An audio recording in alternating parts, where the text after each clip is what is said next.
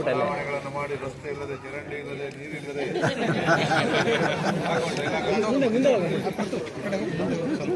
ಸರಿ.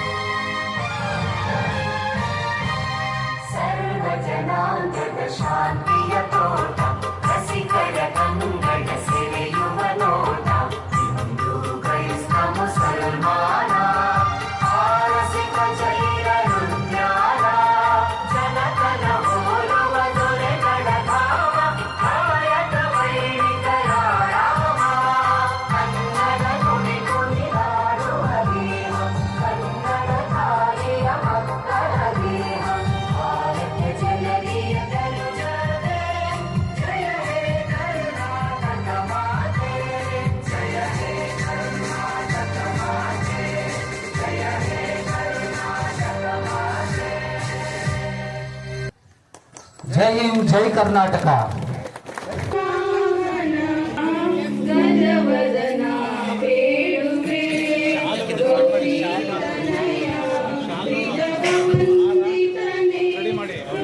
ಆಗಮಿಸಿರುವ ನಮ್ಮ ಗ್ರಾಮ ಪಂಚಾಯಿತಿಯ ಅಧ್ಯಕ್ಷರು ಅಮರಾವತಮ್ಮ ಮೇಡಮ್ ತಿಳಿಸಬೇಕು.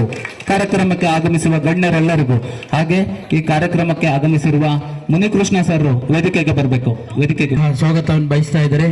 ಅದೇ ರೀತಿ ಮತ್ತೋರ್ವ ಗ್ರಾಮ ಪಂಚಾಯಿತಿ ಸದಸ್ಯರಾದಂತ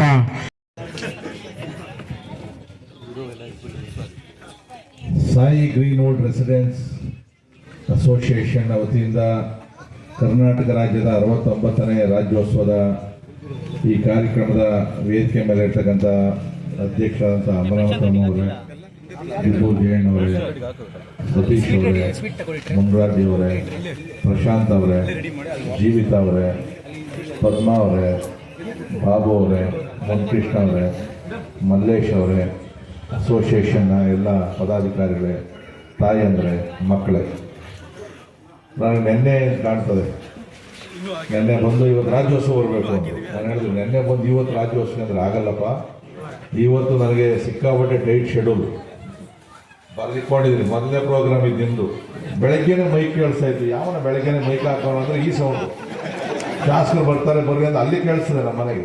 ನೋಡಮ್ಮ ಇಷ್ಟು ಪ್ರೋಗ್ರಾಮ್ ಅವೆ, ಇಷ್ಟು ಕೊನೆಗೆ 9 ಮದುವೆ. ಈಗ ಶುರು ಮಾಡಿದ್ರೆ ನಾನು ರಾತ್ರಿ ತಿರ್ಗಿ 10 ಗಂಟೆ ಆಗ್ತದೆ ಎಲ್ಲ ಪ್ರೋಗ್ರಾಮ್ ಮುಗಿಸೋದಕ್ಕೆ. ನಾನು ಮಧ್ಯೆ ಆಗೋದಿಲ್ಲ ಅಂತ ಹೇಳಿದಾಗ, ಇದು ನಮ್ಮೂರ ಸಿಂಗನಾಯಕನಹಳ್ಳಿ ಅಮಾನಿಕೆರೆ, ನಾನು ಏನು ಹೇಳಿದ್ರು ಕೂಡ ಕಾರ್ಯಕ್ರಮ ಬರಲೇಬೇಕು ಅಂತೇಳಿ 8 ಗಂಟೆಗೆ ಬರ್ತೀನಿ ಅಂತ ಹೇಳಿದ್ರೆ 8 ಗಂಟೆಗೆ ರೆಡಿ ಆಗಿದೆ. ಆದರೆ ಮನೆ ಹತ್ರ ಜನ ತುಂಬಿಕೊಂಡಿದ್ರು, ಅವ್ರನ್ನೆಲ್ಲ ಕಳಿಸಿ ಇನ್ನೊಂದಷ್ಟು ಜನ ಅಲ್ಲೇ ಅವರೇ ಬರ್ತೀನಿ ರೀ ಒಂದು 10 ನಿಮಿಷದಲ್ಲಿ ಅಂತ ಹೇಳಿ ಬಂದೆ ನಾನು. ಯಾಕಂದರೆ ನವೆಂಬರ್ ತಿಂಗಳಲ್ಲಿ ಮತ್ತು ಗಣಪತಿ ಹಬ್ಬಗಳಲ್ಲಿ ನಮಗೆ ಟೈಟ್ ಶೆಡ್ಯೂಲ್ ಇರ್ತದೆ. ಯಾಕಂದರೆ ಇಡೀ ಕ್ಷೇತ್ರ ಜನ ಬರಬೇಕು ಅಂತ ಕರೆದಾಗ ಕೆಲವು ಸಂದರ್ಭದಲ್ಲಿ 10-20 ಪ್ರೋಗ್ರಾಮ್ ಇರ್ತವೆ. ಹೋಗದೆ ಇರೋರು ಕರೆಯಲ್ಲ, ನಾವು ಹೋಗ್ತೀವಲ್ಲ ಕರಿತಾ ಇರ್ತಾರೆ ಎಲ್ಲರೂ. ಎಂತೆಂಥದ್ದು ಕರೀತದೆ ನೋಡ್ಬೇಕು ನಿಮಗೆ. ಚಿಕನ್ ಅಂಗಡಿ ಉದ್ಘಾಟನೆ ಕರೀತಾರೆ, ಪ್ರಾವಿಷನ್ ಅಂಗಡಿ ಕರೀತಾರೆ. ಇವತ್ತು ಐತೆ ಕೆಲವು 2 ಅಂಗಡಿಗಳು ಬೆಟ್ಟಳ್ಳಿ ಹತ್ರ ಹೋಗ್ಬೇಕು ನಾನು. ನನ್ನ ಏನ್ ಕೈ ಕರಿತೀನಿ ಚಿಕನ್ ಅಂಗಡಿಗೆ ಅಂದ್ರೆ ವ್ಯಾಪಾರ ಚೆನ್ನಾಗತ್ತಾರ, ಕೈಗುಣ ಚೆನ್ನಾಗದೆ ಬರ್ರಿ ಅಂತಾರೆ. ಎಣ್ಣೆ ಅಂಗಡಿ ಒಂದು ಉದ್ಘಾಟನೆ ಹೋಗಿಲ್ಲ ನಾನು ಇವತ್ತು. ಯಾಕಂದ್ರೆ ವ್ಯಾಪಾರ ಚೆನ್ನಾಗಾಗದೆ ಅಂದ್ರೆ ಸಮಸ್ಯೆ ನನಗೆ. ವ್ಯಾಪಾರ ಜಾಸ್ತಿ ಆದ್ರೆ ನಾನೆಲ್ಲಿ ಭಾಷಣ ಮಾಡೋಕ್ಕಾಗ್ತದೆ, ಮಧ್ಯೆ ಎದ್ದು ನಿಂತ್ಕೊಂತ ಇರ್ತಾರೆ ಒಬ್ಬೊಬ್ಬರು ಕೂಡ. ಅದೊಂದು ಮಾತ್ರ ಬಾರ್ ಅಂಡ್ ರೆಸ್ಟೋರೆಂಟ್ಗೆ ನಾನು ಯಾವತ್ತು ಇಲ್ಲಿವರೆಗೂ ಉದ್ಘಾಟನೆಗೆ ಹೋಗಲ್ಲ. ಬೇರೆ ಹೋಟೆಲ್ಸ್ ಅವೆಲ್ಲ ಕೂಡ ನಾನು ಹೋಗ್ತೀನಿ. ಇವತ್ತು ನಾವು ಊಹಿಸೋಕ್ಕಾಗದೇ ಇರೋ ರೀತಿಯಲ್ಲಿ ಇವತ್ತು ಬೆಳವಣಿಗೆ ನಮ್ಮೂರು ಆಗ್ತೈತೆ. ನಮ್ಮೂರು ಎಲ್ಲಿಂದ ಎಲ್ಲಿಗೈತೆ ಅಂತ ನನಗೆ ಗೊತ್ತಾಗ್ತಾ ಇಲ್ಲ.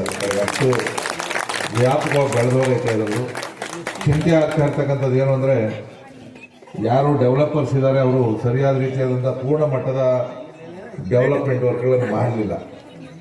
ಈಗ 2 ವರ್ಷ 1.25 ವರ್ಷದಿಂದ ಸರ್ಕಾರದಲ್ಲಿ ತಮಗೆ ಗೊತ್ತು, ನಾವು ಗ್ಯಾರಂಟಿ ಕೊಟ್ಟಿದ್ದೀವಿ ಅಂತೇಳಿ ಗ್ಯಾರಂಟಿ ಹೆಸರಿನಲ್ಲಿ ಡೆವಲಪ್ಮೆಂಟ್ಗೆ ಏನು ಕೊಡ್ತಾ ಇಲ್ಲ. ಬೋರ್ವೆಲ್ಗೂ ಕೂಡ ನೀರಿಗೆ ಬೋರ್ವೆಲ್ಗೂ ಕೂಡ ಕೊಡ್ತಾ ಇಲ್ಲ. ಇವಾಗ ನಾವೆಲ್ಲರೂ ಹಳ್ಳಿ ಕಡೆ ಹೋದಾಗ ಜನ ಯಾರು ಗ್ಯಾರಂಟಿ ದುಡ್ಡು ಬಂದಿರ್ತಾರಲ್ಲ ಅವ್ರದೇ ಗಲಾಟೆ ಜಾಸ್ತಿ. ರೋಡ್ ನೋಡ್ರಿ, ನೀರು ಕೊಡ್ರಿ, ಬೋರ್ವೆಲ್ ಕೊಡ್ರಿ ಅಂತೇಳಿ ದೊಡ್ಡ ಗಲಾಟೆ ಮಾಡ್ತಾರೆ. ಸರ್ಕಾರ ನೇರವಾಗಿ ಹೇಳೈತೆ, ಇವ್ರು ಮಾತ್ರ ಮೊನ್ನೆ 10 ಕೋಟಿ ಕೊಟ್ಟವ್ರೆ. ಅದನ್ನ ಈಗ ಟೆಂಡರ್ ಮಾಡಿದ 10 ಕೋಟಿ ಬರೀ ಒಂದು ವಾರ್ಡ್ಗೆ ನನಗೆ ಟಾರ್ ಹಾಕಕ್ಕಾಗಲ್ಲ. ಸ್ವಲ್ಪ ಹಿಂದೆ ನಮ್ಮ ಸರ್ಕಾರ ಇದ್ದಾಗ ನೀವು ನೋಡಿರ್ಬೋದು, ತಿಂಗಳು ಒಂದೊಂದು ಪೂಜೆ ಮಾಡ್ತಾನೆ ಇದ್ದೆ ನಾನು. ಕೆಲಸ ತರ್ತಾ ಇದ್ವಿ, ಮಾಡ್ತಾ ಇದ್ವಿ. ಬಂದಿದ್ರಲ್ಲಿ ಈ ಒಂದು ಅಮಾನಿಕೆರೆಗೆ ಒಂದಷ್ಟು ಕೆಲಸವನ್ನ ಕೊಡ್ತಾ ಇದ್ದೆ ನಾನು ಎಲ್ಲ ಕೂಡ. ಇಲ್ಲಿ ನೋಡಿದ್ರೆ ಏನು 5-5 ಫ್ಲೋರ್ 6 ಫ್ಲೋರ್ ಕಟ್ತಾವ್ರೆ ಬಿಲ್ಡಿಂಗ್ಗಳು.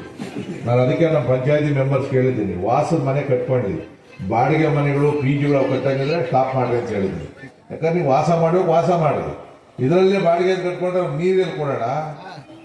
ಕರೆಂಟ್ ಏನೋ ಕೊಟ್ಬಿಡ್ತಾರೆ ಅವರು. ಕುಡಿಯೋ ನೀರು ಇವೆಲ್ಲ ಕೊಡೋದು ಬಹಳ ಅಸಾಧ್ಯ ಆಗ್ತದೆ. ನೀರು ನಿಮ್ಗೆ ಅವಾಗ ಸಿಗ್ತದೆ. ಮೊನ್ನೆ ಮಳೆ ಬರಲಿಲ್ಲ, ನೀರು ಸಿಕ್ಕಾಬಿಟ್ಟೆ ಸಿಕ್ಕಿರ್ಬೇಕು ನಿಮ್ಗೆ. ಇಡ್ಲಿಕ್ಕೆ ಕೊಡೋಕ್ಕಾಗಲ್ಲ ಅಷ್ಟೇ ನಿಮಗೆ. ನೀರೆಲ್ಲ ಓಡಾಡೋದಲ್ಲ, ಅದು ಒಂದೇ ದಿನ ಮಳೆ ಬಿದ್ದಿದ್ದು ಮೊನ್ನೆ ಯಲಹಂಕದಲ್ಲಿ. ಆ ಥರ ಏನೋ 4 ದಿನ ಬಿದ್ದಿದ್ರೆ ಇದ್ರ ಹೋದ ವರ್ಷ ನೀವೆಲ್ಲ ಅನುಭವಿಸಿದಿರಿ. ಇಲ್ಲೆಲ್ಲ ಮಳೆ ಬಂದಾಗ ಏನು ಅಂತೇಳಿ. ಸಿಂಗನಾಯಕನಹಳ್ಳಿ ಕೆರೆ ಕೋಡಿ ನಿಂತ್ಕೊಂಡೈತೆ.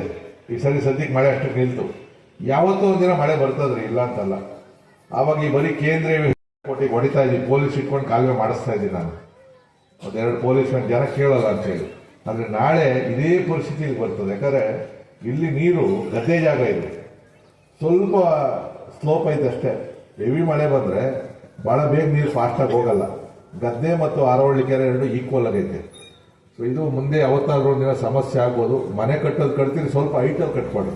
ನಾಳೆ ಏನು ಅಂತಂದರೆ ಫಸ್ಟ್ ಫ್ಲೋರ್ ಮುಳುಗೋಯ್ತು, ಒಳಗಡೆ ನುಗ್ತು, ಇದು ಆಗೋದು ಬೇಡ. 1-2-3 ಅಡಿ ಹೈಟ್ ಆದ್ರೂ ಚಿಂತೆ ಇಲ್ಲ. ಯಾಕಂದರೆ ನೀವು ಎಲ್ಲ ಸಿಂಗನಾಯಕನಹಳ್ಳಿ ಕೆರೆಗೂ ಕೋಡಿಗೂ ಇದಕ್ಕೆ ಸ್ವಲ್ಪ 1 ಅಡಿ ಹೈಟ್ ಇರಬೇಕು. ನೀವು ಕೇಂದ್ರೀಯ ವಿಭಾಗ ಏನು ಪ್ರಾಬ್ಲಮ್ ಅಂದರೆ, ಕೆರೆಗೂ ಆ ಅಪಾರ್ಟ್ಮೆಂಟ್ಗೆ 15 ಅಡಿ ತಗ್ಗಲ್ ಕಟ್ಟಾವ. ಅಲ್ಲಿ ಕೋಡಿ ಹೋಯ್ತು ಅಂದರೆ 1 ಫ್ಲೋರ್ ಕೊಲ್ಯಾಪ್ಸ್. ನಮ್ಗೆ ಎಷ್ಟು ಸರಿ ನಾನು ಹುಡುಗರು ಕರ್ಕೊಂಡೋಗಿ ಒಂದ್ಸರಿ ಹೋಯ್ತಂದ್ರೆ ಕರೆಂಟ್ ಆಫ್ ಆಗೋಗ್ತದೆ. 17 ಫ್ಲೋರ್ ಲಿಫ್ಟ್ ಆಫ್ ಆಗ್ತದೆ. ಅವ್ರಿಗೆ ನೀರಿಲ್ಲ, ಹಾಲಿಲ್ಲ, ಪೇಪರ್ ಇಲ್ಲ. ನಾನು ನಮ್ಮ ಹುಡುಗನೆಲ್ಲ ಕರ್ಕೊಂಡೋಗಿ ಒಂದೊಂದು ಬ್ಲಾಕ್ಗೆ 5-5 ಜನ ಹುಡುಗರು ಕೊಟ್ಟು 17 ಫ್ಲೋರ್ ಹತ್ಬೇಕ್ರಿ, ಹತ್ತಕ್ಕಾಗ್ತದ ಅಲ್ಲಿ. ಆದ್ರೂ ಪಾಪ ನಮ್ಮ ಹುಡುಗರು ಮಾನವೀಯತೆ ದೃಷ್ಟಿಯಿಂದ ಮಾಡಿದ್ವಿ. ಒಂದೊಂದು ತಿಂಗಳು ಎಲ್ಲಿ ಹತ್ಸಕ್ಕಾಗ್ತದೆ ನನ್ನ ಕೈಯಲ್ಲಿ. ಒಂದ್ಸರಿ ಮಳೆ ಬಂದ್ರೆ ನೆಕ್ಸ್ಟ್ ಸರಿ ಎಲ್ಲಿದ್ದೀರೋ ಅಣ್ಣ ನಾನು ಶಬರಿಮಲೆಗೆ ಇದ್ದೀನಿ ಅಂತಾರೆ, ಮನೆಗೆ ಇರ್ತಾರೆ. ಯಾಕಂದ್ರೆ ಅವ್ರಿಗೆ ಗೊತ್ತು ಇನ್ನು 17 ಫ್ಲೋರ್ ಹತ್ತಿಸ್ತಾನೆ ಇವನು ಎಮ್ಮೆಲ್ಲೆ ಯಾವ ರಾಜಾರ ಅಂತೇಳಿ, ಮಣ್ಕಾಗಲೆಲ್ಲ ನೋವು ಬಂದವೆ ಅಂತೇಳಿ. ಸೊ ಅದಕ್ಕೆ ಅವ್ರು ಹೇಳಿದ್ದೀನಿ, ಈ ಸರಿ ಏನಾದರೂ ಶಾಶ್ವತವಾದಂಥ ಪರಿಹಾರ ಅದಕ್ಕೆ ಕಂಡುಹಿಡಿಬೇಕು ಅಂತೇಳಿ ಸುತ್ತಲೂ ಒಂದು ಪ್ರೊಟೆಕ್ಟೆಡ್ ವಾಲ್ ಕಟ್ಟಬೇಕು ಅಂತೇಳಿ ಮಾಡಿದ್ದೀವಿ. ಸೊ ನಾಳೆ ಆ ಪರಿಸ್ಥಿತಿ ಇಲ್ಲಿ ಬರಬಾರ್ದು ಅನ್ನೋ ದೃಷ್ಟಿಯಿಂದ ನಾನು ಹೇಳ್ತಾ ಇರ್ತಕ್ಕಂಥದ್ದು. ಅನುದಾನ ಬಂದಾಗೆ ನಾನು ಖಂಡಿತವಾಗೂ ಈ ಬಡಾವಣೆಗೆ, ಯಾಕಂದರೆ ಮೇಲ್ಗಡೆ ಹೆಚ್ಚು ಕಮ್ಮಿ ಎಲ್ಲ ಒಂದು 75% ಮುಗಿಸಿದ್ದೀವಿ. ಇನ್ನು ಇರ್ತಕ್ಕಂಥದ್ದು ಈ ಬಡಾವಣೆ ಇಲ್ಲಿ ಬಂದಾಗೆಲ್ಲ ಕೂಡ ಏನೇ ನಮ್ಮವ್ರು ಬಂದರೂ ಅರ್ಧ ಅನುದಾನದಲ್ಲಿ ಕೊಡುವಂಥ ಪ್ರಯತ್ನ ನಾನು ಖಂಡಿತವಾಗಿ ಮಾಡ್ತೀನಿ. ಕುಡಿಯೋ ನೀರು ಏನೋ ಹೇಳಿದ್ರು, ಶುದ್ಧ ಕುಡಿಯೋ ನೀರು ಘಟಕ ಅದೊಂದು ಹಾಕ್ಸ್ಕೊಡ್ತೀನಿ, ಜಾಗ ಕೊಡ್ಬೇಕಷ್ಟೇ ನೀವು. ಶುದ್ಧ ಕುಡಿಯೋ ನೀರು ಅದಕ್ಕಿಂತ ನನ್ನ ಮೇಜರ್ ಪ್ರಾಬ್ಲಮ್ ಇಲ್ಲಿಗೆ ಸರಿಯಾದ ದಾರಿ ಇಲ್ಲ. ನಿಮಗೆ ಮೇನ್ ಇರ್ತಕ್ಕಂಥದ್ದು ರೋಡು. ನಾವು ಬಹಳ ಪ್ರಯತ್ನಗಳನ್ನ ಮಾಡಿದ್ವಿ. ಈ ಊರಲ್ಲಿ ಹೆಂಗೆ ಅಂತಂದ್ರೆ ಒಂಥರ ಊರವ್ರು ಸರಿ ಇದ್ರು ಅವ್ರು ಎತ್ಕಟ್ಟೋರು ಬೇರೆಯವರು, ಹೊರಗಡೆ ಬರೋದು ಎತ್ಕಟ್ಟೋದು. ನಾವು ಕೂಡ ಒಂದು 10 ಸರಿ ಪ್ರಯತ್ನ ಮಾಡಿದ್ವಿ. ಬಟ್ ಇನ್ನೊಂದು ನಮ್ಮ ಪ್ಲಾನ್ ಐತೆ, ಅದು ಮಾಡಿದ್ರೆ ನೀವು ಯಾರು ಒಳಗೆ ಬರೋಕ್ಕಾಗಲ್ಲ, ಅವನು ಬರೋಕ್ಕಾಗಲ್ಲ. ಮೇಲ್ಗಡೆ ನನ್ನ ಜಮೀನು ಐತೆ, ನಾವಿಬ್ರು ಮಾತಾಡ್ಕೊಂಡ್ವಿ ಚಂದ್ರಶೇಖರ್ ನಾವು ಅಂದ್ರೆ ನಿಮ್ಗೆ 8 ಅಡಿ ರೋಡ್ ಸಿಗೋದು ಕ್ಲೋಸ್ ಮಾಡ್ತೀವಿ. ಅವ್ರು ಬುದ್ಧಿ ಬರಬೇಕು, ಕ್ಲೋಸ್ ಮಾಡೋಲ್ಲ. ಎರಡನೇದು ರೈಲ್ವೆ ಟ್ರ್ಯಾಕ್ ದೊಡ್ಡ ಸಮಸ್ಯೆ ನಮಗೆ. ಅದು ಎಲ್ಲಿಂದ ಜನ ಬರ್ತಾರೋ ಅದೇನೋ ಸಾಕಾಗ್ಬಿಟ್ಟೈತೆ. ನಿನ್ನೆ ನಾನು ಮದುವೆಗೆ ಹೋಗಿ ಲಕ್ಷ್ಮೀಪುರ ಕ್ರಾಸ್ ಅಂತ ಐತೆ ಒಂದು ಬೆಟ್ಟಹಳ್ಳಿ ಹತ್ರ, ನನ್ನ ಕಾರ್ ತರ್ಲಾಕೊಂತು ಒಂದು ಅರ್ಧ ಕಿಲೋಮೀಟರ್ ಹಿಂದಾನೆ. ಯಾವತ್ತೂ ಅಷ್ಟು ಟ್ರಾಫಿಕ್ ಮಾಡೋದಿಲ್ಲ.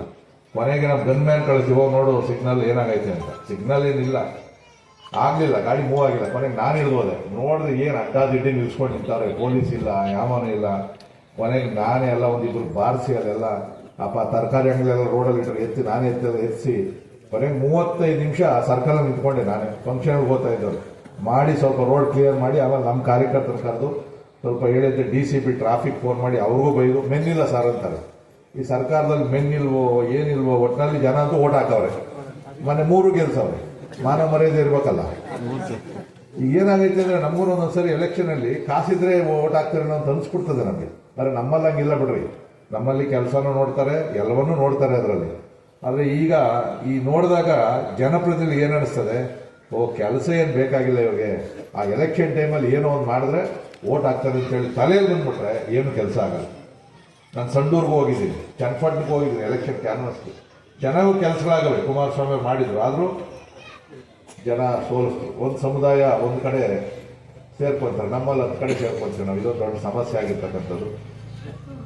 ಈಗ ನಾವು ನೆನ್ನೆ ಒಂದು ಪ್ಲಾನ್ ಮಾಡಿದ್ವಿ, ಒಂದು ಬ್ಯಾರಿಕೇಡ್ ಹಾಕ್ತೀವಿ, ದೊಡ್ಡ ದೊಡ್ಡ ಲಾರಿಗಳು ಬರ್ದಂಗೆ ಗರ್ಡಸ್ ಮಾಡ್ತಾ ಇದ್ದೀವಿ ಪಂಚಾಯತಿಯಲ್ಲಿ. ಒಂದು ಹಾಕ್ತೀವಿ ಟ್ರೈಯಲ್ಲು. ನೆನ್ನೆ ಪೊಲೀಸ್ ಜೊತೆ ಚರ್ಚೆ ಮಾಡಿದ್ದೀನಿ. ಆ ರೋಡ್ ಏನು ಮೀಡಿಯನ್ ಐತೆ ನಮ್ಮೂರಿಂದ ಬರೋದು, ಆ ಮೀಡಿಯನ್ನೇ ಕ್ಲೋಸ್ ಮಾಡ್ತೀವಿ ಟೆಂಪ್ರರಿಯಾಗಿ. ನೀವು ಈ ಕಡೆಯಿಂದ ಹೋಗಿ ರಾಜಮಂಡ್ರಿ ಹೋಗ್ಬೇಕಾದ್ರೆ ಲೆಫ್ಟ್ ಹೋಗಿ ಮುಂದೆ ಸರ್ಕಲ್ ತಗೊಂಡ್ಬರ್ಬೇಕು. ನಮ್ಮೂರವರು ಕೂಡ ನಿತ್ಯೋತ್ಸವ ಹತ್ರ ಹೋಗಿ ವಾಪಸ್ ಬರಬೇಕು. ಈ